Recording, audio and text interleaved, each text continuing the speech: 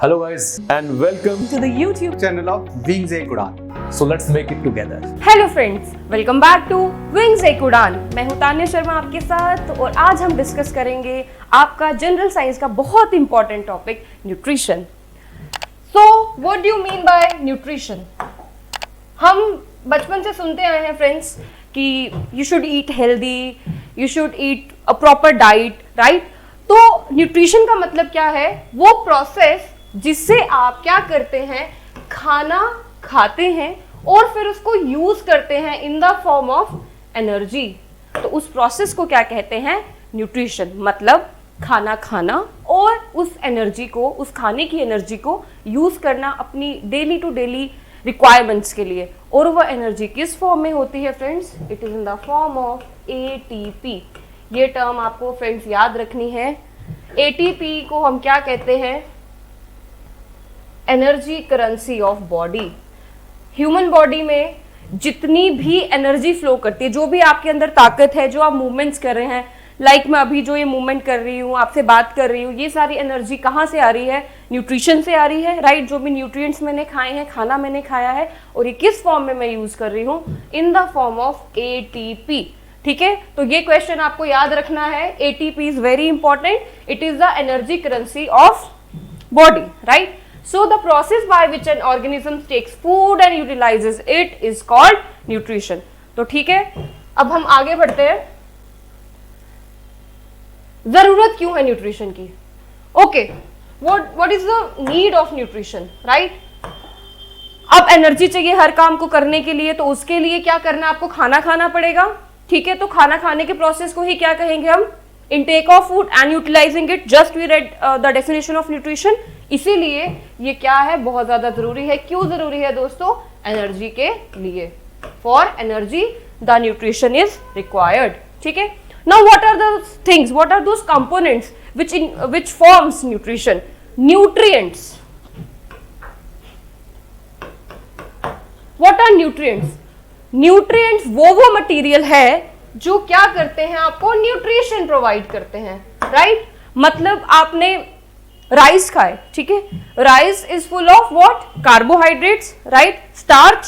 तो वो क्या है? एक तरह का न्यूट्रिएंट है। So all those materials which provide nutrition to organisms are called what? Nutrients. So there are various types of nutrients, but mainly हम 5 तरह के न्यूट्रिएंट्स जो है वो पढ़ते हैं, या आप कह लो जो आपको कैटेगरीज याद रखनी है वो 5 तरह की याद रखनी है। Carbohydrates, proteins, fats, minerals and vitamins. ठीक है, तो फ्रेंड्स आपने इन सब का नाम जरूर सुना होगा, राइट? तो कार्बोहाइड्रेट्स आ गए सबसे पहले, ठीक है? उसके बाद आ गया आपका protein, carbohydrates, proteins. Third is your fats. तो ये जो 3 मैंने बोले, कार्बोहाइड्रेट्स, प्रोटीन्स एंड फैट्स, ये सारे आपके कैसे न्यूट्रिएंट्स हैं जो आपको ज्यादा अमाउंट में चाहिए। तो इसलिए इनको हम क्या कहते हैं friends? Macronutrients. What we call them? Macronutrients, right? Now let's talk about the micronutrients. वो न्यूट्रिएंट्स जो हमें बहुत थोड़े अमाउंट में चाहिए, ठीक है? तो वो कौन से होते हैं फ्रेंड्स? Vitamins and minerals. ठीक है, विटामिन्स एंड मिनरल्स। हमें विटामिन्स भी थोड़े से चाहिए और मिनरल्स भी, और सॉल्ट्स थोड़े से चाहिए होते हैं कुछ अमाउंट में, ट्रेसेस में। बट ये जो 3 हैं ये हमें एक लार्ज अमाउंट में चाहिए, क्योंकि ये हमें एनर्जी जो है वो ज्यादा जल्दी और ज्यादा अमाउंट में प्रोवाइड करते हैं। तो फ्रेंड्स अब आपको ये कॉन्सेप्ट समझ में आ गया, व्हाट आर मैक्रोन्यूट्रिएंट्स जो हमें ज्यादा अमाउंट में चाहिए, एंड व्हाट आर माइक्रोन्यूट्रिएंट्स जो हमें ट्रेसेस में चाहिए। Okay, now let's move further. Now what are the different modes of nutrition? खाना खाने का तरीका तो बहुत है, राइट? लेकिन खाना खाना तो इंपॉर्टेंट है, but what are the different modes, different types, different ways जिससे न्यूट्रिशन जो है वो ऑर्गेनिजम्स करते हैं। मेनली आपको जो न्यूट्रिशन पढ़नी है वो कितने तरह की पढ़नी है? आपको 2 तरह की पढ़नी है, ठीक है? आपने सुना होगा autotrophic and heterotrophic, right? So the very first one is your autotrophic. What do you mean by autotrophic? Auto मतलब ऑटोमेटिक, खुद से, राइट? सो ऑटोट्रॉफिक जो न्यूट्रिशन है दोस्तों, वो क्या होती है? ऑटोट्रॉफिक न्यूट्रिशन होती है जब ऑर्गेनिज्म अपना खाना खुद बनाते हैं।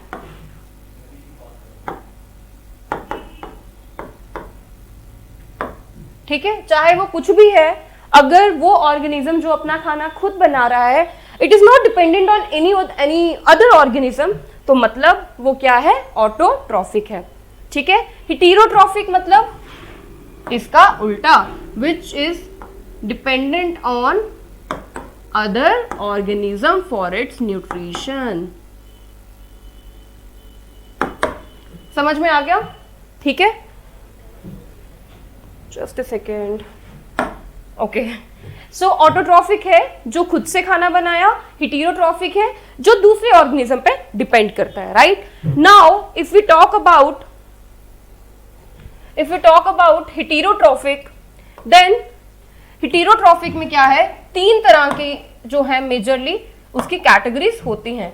First is saprophytic, second is holozoic, third is parasitic, right? So these three are what? These three are the basically types of heterotrophic nutrition.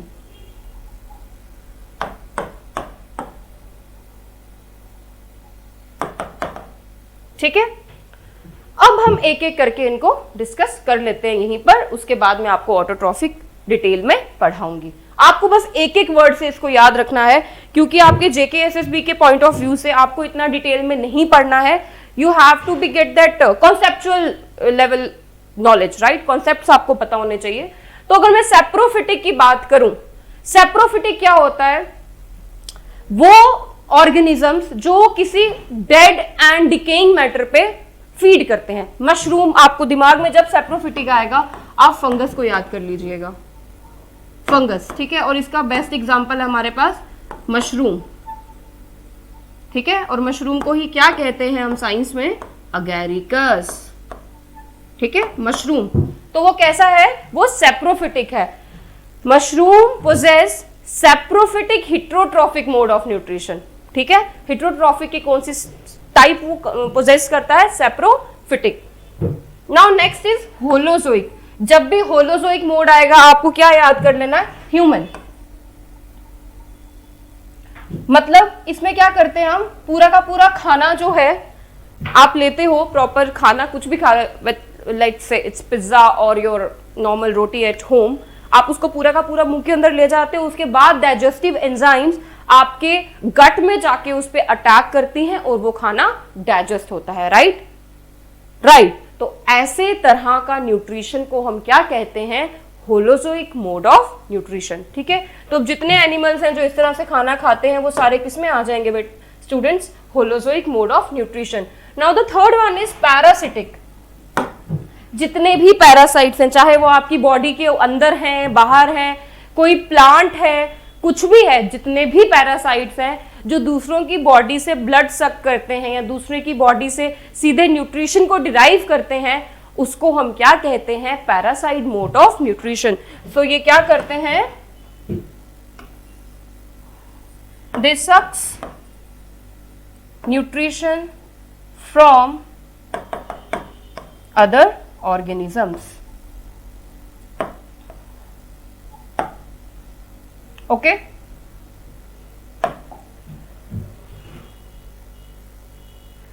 Now, जो आपको डिटेल में पढ़ना है properly, that is your nutrition in plants. मतलब ये कौन सा nutrition है? Autotrophic mode of nutrition. Okay, जो अपना खाना खुद बनाते हैं, ठीक है? So the mode of nutrition in which an organism prepares its own food, it's called what? Autotrophic nutrition. और ऐसे ऑर्गेनिजम्स को हम क्या कहते हैं? ऑटोट्रॉफ्स कहते हैं। Organisms which possess autotrophic mode of nutrition, we call them what? Autotrophs. और इसकी एग्जांपल्स क्या हैं? These are the examples, right? These one. Green plants, जितने भी प्लांट्स हैं जो ग्रीन हैं, मतलब उनमें क्या है, क्लोरोफिल। क्लोरोफिल क्या होता है, ग्रीन कलर का पिगमेंट। जो आपको जितने भी प्लांट्स ग्रीन कलर के दिखते हैं वो किसकी वजह से दिखते हैं फ्रेंड्स, वो दिखते हैं आपको क्लोरोफिल की वजह से ग्रीन। ठीक है, तो जितने भी ग्रीन प्लांट्स हैं वो, और ब्लू ग्रीन एल्गी, ठीक है, ब्लू ग्रीन एल्गी, इसको हम साइनोबैक्टीरिया भी कहते हैं। बट ये आप याद नहीं रखोगे चलेगा, बट आपको ये याद रखना है ब्लू ग्रीन एल्गी। ठीक है, तो इसमें भी क्या होता है, क्लोरोफिल होता है, इसलिए ये भी कैसा है, ये भी ऑटोट्रॉफिक है। तो दिमाग से ये कॉन्सेप्ट जो है आपने, हम बचपन से पढ़ते हैं कि सिर्फ प्लांट्स जो हैं क्या होते हैं, ऑटोट्रॉफिक होते हैं, उसमें बस आपको एक एडिशन करना है, that is your blue green algae. Got it friends? ठीक है, चलो अब हम आगे चलते हैं। अब मैंने बात की फोटोसिंथेसिस की, right? What is photosynthesis? The process जिसमें प्लांट क्या करेंगे, रॉ मटेरियल को यूज करेंगे। And what is that raw material? Your carbon dioxide and water. तो अगर आपको ये सवाल आता है, अगर आपको ये याद रखना है, like what are the raw materials जिनको प्लांट्स यूज करते हैं for the process of photosynthesis, so these are carbon dioxide and your water, right? But ये तब तक काम नहीं कर पाएंगे जब तक इनको एनर्जी नहीं मिलेगी, राइट? कार्बन डाइऑक्साइड और वाटर को एनर्जी चाहिए कुछ भी काम करने के लिए, तो वो एनर्जी उनको कौन प्रोवाइड करवाता है? सनलाइट प्रोवाइड करवाती है। ठीक है, अब इसको हम यहाँ पे रिएक्शन की फॉर्म में देखें, कार्बन डाइऑक्साइड मिला वाटर के साथ, किसकी एनर्जी से? सन की एनर्जी से, सनलाइट। और किसकी प्रेजेंस में? क्लोरोफिल। क्लोरोफिल किस पे था? पत्तों में था, लीव्स में था उनकी, राइट? लीव्स के ऊपर क्या पड़ी? सनलाइट पड़ी। ठीक है, तो यहां पे जो कार्बन डाइऑक्साइड और वाटर था, उन्होंने क्या बना दिया? उन्होंने बना दिया ऑक्सीजन प्लस आपकी शुगर्स। ठीक है, शुगर्स मतलब जितना भी उसका फूड, जो स्टोर्ड फूड उसमें होता है, जो खुद की एनर्जी के लिए भी वो यूज करता है, और जो प्रोडक्ट्स हम प्लांट से लेके खाते हैं जैसे उसके फ्रूट्स, ठीक है, तो वो सारा किसकी वजह से वो बनाता है? फोटोसिंथेसिस की वजह से। एक तो हमें वो मिलता है, और हमें इंपॉर्टेंट चीज क्या मिलती है? ऑक्सीजन। तो यहाँ पे friends you can see that there is a proper balance between carbon dioxide and oxygen. So photosynthesis is a very very important phenomena because what it does, it maintains the balance between carbon dioxide and oxygen in the atmosphere। इसीलिए बोलते हैं पेड़ मत काटो, पेड़ लगाओ and all, because ये balance जो है CO2 और O2 का ये मेंटेन रहे। ठीक है, तो फ्रेंड्स आपको फोटोसिंथेसिस समझ में आ गया। आपको क्या क्या याद रखना है इसमें कि ये क्या करता है? कार्बन डाइऑक्साइड और वाटर मिलेगा in the presence of sun and chlorophyll, और शुगर्स और ऑक्सीजन जो है वो बनाएगा। ठीक है, और ये होता कहाँ है? ये होगा आपके ग्रीन लीव्स में। ग्रीन लीव्स में क्यों होगा? I just told you, because it happens in chlorophyll. Chlorophyll is the site of photosynthesis, और इसी को ये कहाँ, क्लोरोफिल आपका कहाँ प्रेजेंट होता है? इस चीज में। ये क्या चीज है? ये है आपका क्लोरोप्लास्ट।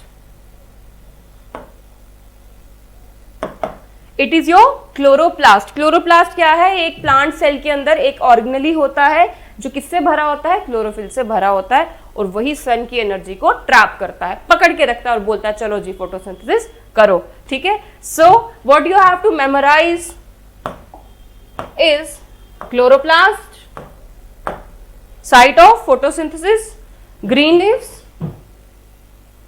उसके अंदर ही आपका क्लोरोप्लास्ट प्रेजेंट होगा। क्लोरोप्लास्ट में क्या होगा? आपका क्लोरोफिल होगा, जो कि आपका क्या है? फोटोसिंथेटिक पिगमेंट है, ये याद रखना है। And very much important is your this reaction. आपको ये रिएक्शन बहुत अच्छे से याद रखनी है। Okay, got it? तो इट्स वेरी मच इजी। ये आपको जो है फोटोसिंथेसिस के बारे में याद रखना है। This is all about photosynthesis. Okay, now let's move further. Now what are the main events? अभी हमने डिस्कस कर लिया है, बट एक बार हम फिर इसको देख लेते हैं। मेन इवेंट्स क्या है क्लोरोफिल में, आपके फोटोसिंथेसिस में? सबसे पहले क्या हुआ, क्लोरोफिल ने क्या किया, लाइट एनर्जी मतलब सनलाइट को एब्जॉर्ब किया, फिर ये लाइट एनर्जी किस में कन्वर्ट हो गई, केमिकल एनर्जी में। केमिकल एनर्जी कन्वर्ट हुई तो ये जो वाटर आया था, ठीक है, ये किस में टूट गया, हाइड्रोजन और ऑक्सीजन में टूट गया। मैंने तीनों अलग अलग करके लिख दिए हैं, ठीक है।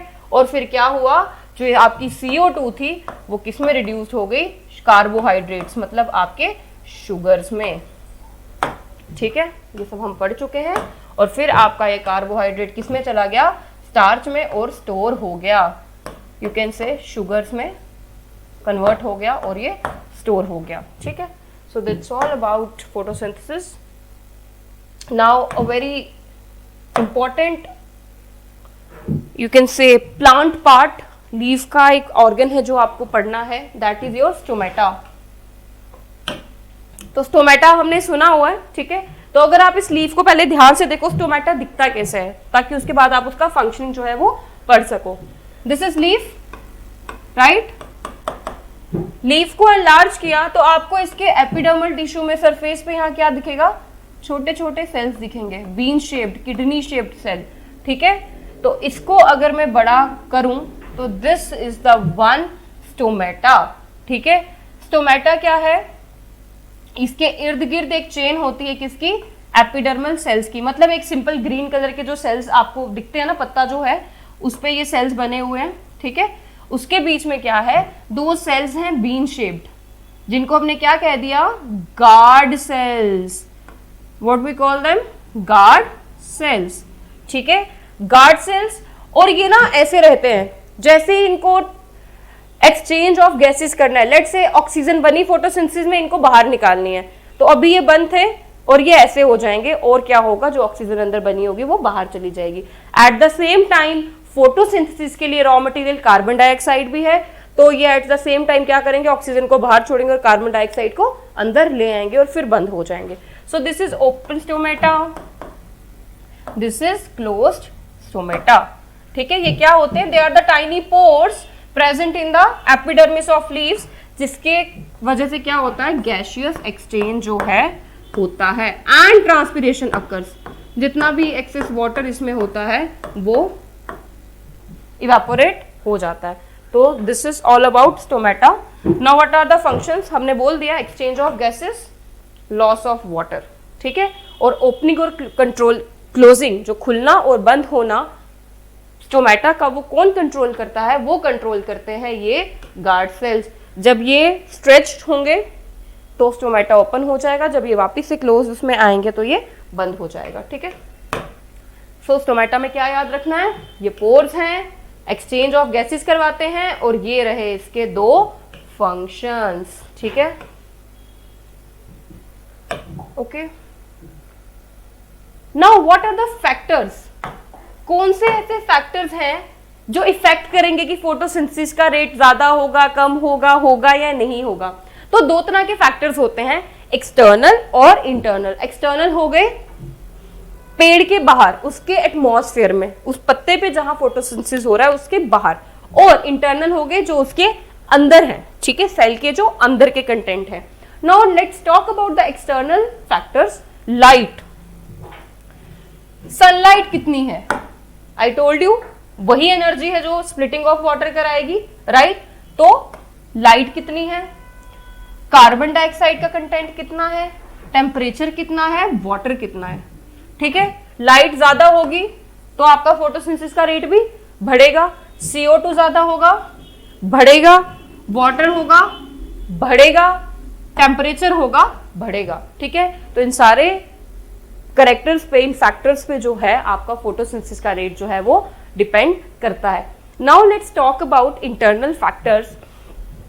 No doubt chlorophyll content, see जितना क्लोरोफिल होगा उतनी ज्यादा क्या होगी, your sunlight will get trapped, right, उतना ज्यादा रिएक्शन आपका फोटोसिंथेसिस का होगा, तो रेट उतना आपका फोटोसिंथेसिस का जो फ्रेंड्स वो बढ़ जाएगा, ठीक है। तो chlorophyll is very important factor, जितना इसका कंटेंट उतना ही ज्यादा फोटोसिंथेसिस का रेट बढ़ेगा।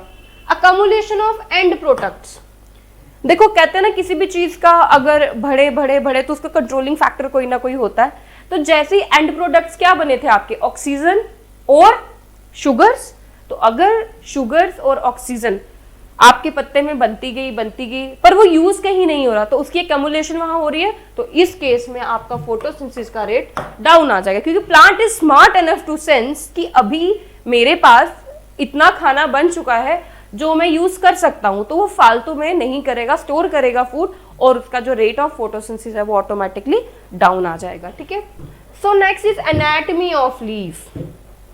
एनाटमी क्या होता है, पहले ये टर्म मैं आपको बताऊंगी। एनाटमी होता है इंटरनल स्ट्रक्चर।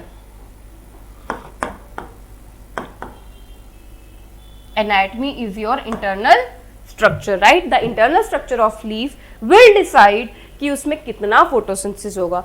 मतलब फोटोसिंथेसिस डिपेंड करेगा कि लीफ में क्लोरोप्लास्ट की पोजीशन क्या है, क्या वो डायरेक्ट सरफेस पे है, 180 डिग्री पे है, 90 डिग्री पे है। 180 डिग्री पे होगा तो ज्यादा सनलाइट को ट्रैप करेगा, ज्यादा फोटोसिंथेसिस। अगर 90 डिग्री पे है, यहां से धूप आ रही है, तो कम को ट्रैप कर पाएगा, तो फोटोसिंथेसिस का वहां पे लेवल जो है वो उस पर्टिकुलर पेड़ में कम होगा। Likewise there are so many other factors, तो ये आपको इसमें याद रखना है। What is the significance, what is the importance of photosynthesis, right?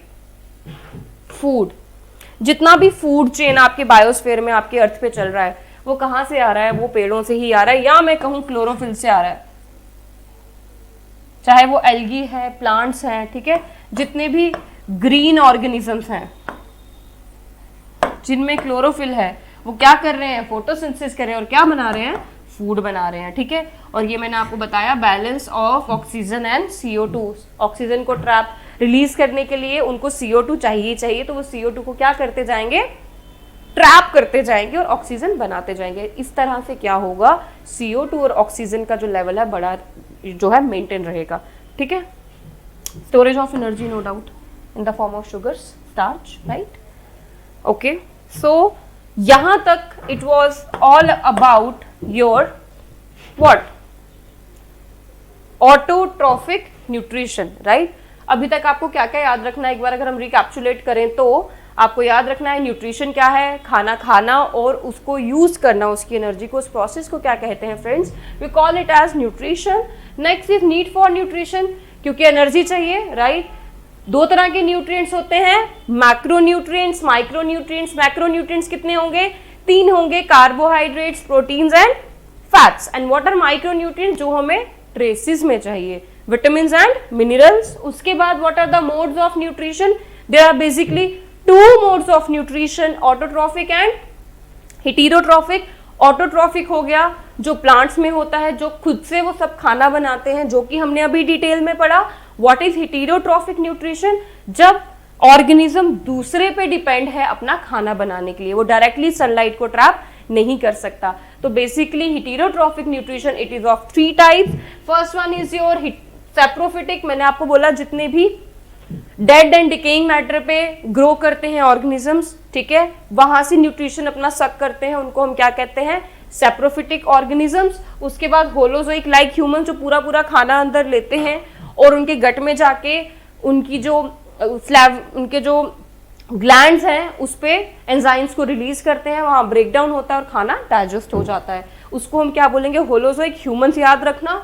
उसके बाद पैरासिटिक, जो किसी भी प्लांट पे, किसी भी एनिमल पे, दूसरे की बॉडी पे रह रहे हैं, वहां से अपना न्यूट्रिशन सक कर रहे हैं। आपने बड़ी बार पेड़ों पे देखा होगा, बेलें लटकी हुई होती हैं, वहीं से ओरिजिनेट हो रही होती हैं, तो दे ऑल आर पैरासिटिक। ठीक है, tapeworm inside human body is a parasitic. ठीक है, उसके बाद न्यूट्रिशन इन प्लांट्स, जो कि ऑटोट्रॉफिक मोड ऑफ न्यूट्रिशन होती है, इसको हमने डिटेल में पढ़ा। इसमें आपको क्या याद रखना है? इसमें आपको याद रखना है कि जितने भी ग्रीन प्लांट्स हैं, ब्लू ग्रीन एल्गी है, क्लोरोफिल बेयर करने वाले जितने ऑर्गेनिजम्स हैं, वो सब क्या करते हैं? ऑटोट्रॉफिक मोड ऑफ न्यूट्रिशन करते हैं। ठीक है, और इसकी आपको ये रिएक्शन याद रखनी है, कार्बन डाइऑक्साइड एंड वाटर। ठीक है, ये इसके रॉ मटेरियल है। इन the presence of chlorophyll, sunlight को ये ट्रैप करते हैं और क्या रिलीज करते हैं? ऑक्सीजन एंड योर शुगर्स और स्टार्च। ओके, उसके बाद green leaves is the site of photosynthesis, क्योंकि ग्रीन लीव्स में क्या होता है? आपका क्लोरोफिल, क्लोरोप्लास्ट प्रेजेंट होता है। ठीक है, क्लोरोप्लास्ट के अंदर क्या पिगमेंट है? क्लोरोप्लास्ट के अंदर पिगमेंट है क्लोरोफिल। ठीक है, उसके बाद what are the main events? ये हमने डिस्कस कर लिया।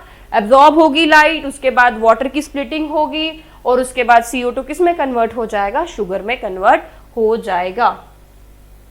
ठीक है, स्टोमेटा का स्ट्रक्चर हमने पढ़ा क्या है, guard cell, bean shaped cells को हम गार्ड सेल्स कहते हैं। उनके अंदर एक पोर होता है और उसी पोर को उसको मिला के उस पूरे स्ट्रक्चर को हम क्या कहते हैं, स्टोमेटा कहते हैं। और इसका ओपनिंग या क्लोजिंग कौन रेगुलेट करता है, यही गार्ड सेल जो है वो रेगुलेट करते हैं।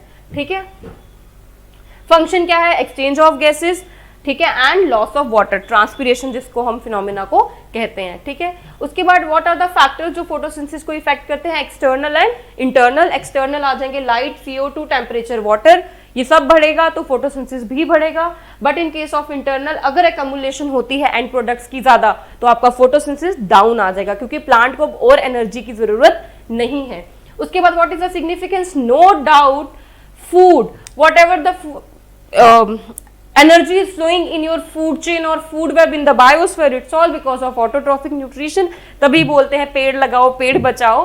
एंड CO2 एंड O2 का बैलेंसिंग करने के लिए जितना भी कार्बन डाइऑक्साइड है उसको न्यूट्रलाइज कौन करेगा, फोटोसिंथेसिस ही करता है ऑक्सीजन में कन्वर्ट करके। And storage of energy, no doubt जितनी भी एनर्जी हमारे बायोस्फीयर में फ्लो कर रही है उसको कौन बचा के रखता है, उसको यूज मतलब जहां से उसका हम कह सकते हैं सोर्स कौन है, that is your photosynthesis। So for now I'll end up here and we'll meet you soon with heterotrophic nutrition. Thank you so much.